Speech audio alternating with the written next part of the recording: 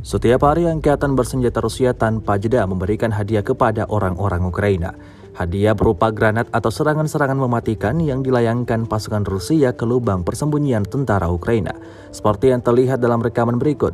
Rekaman yang ramai beredar di media sosial Telegram pada Senin 27 Maret 2023. Pasukan Rusia lemparkan granat tepat pada posisi salah seorang tentara Ukraina berada.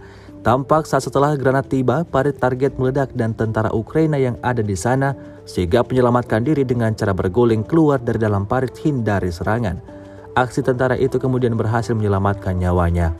Beredarnya video ini menuai beragam respon dari warganet.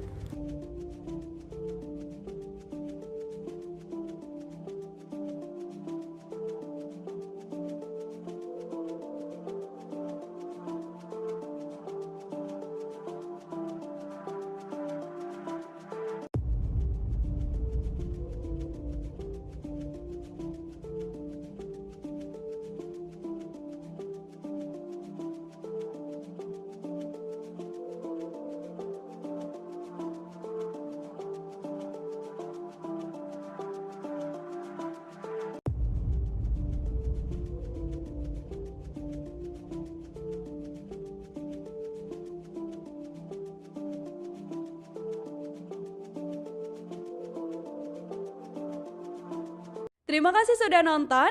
Jangan lupa like, subscribe, dan share ya.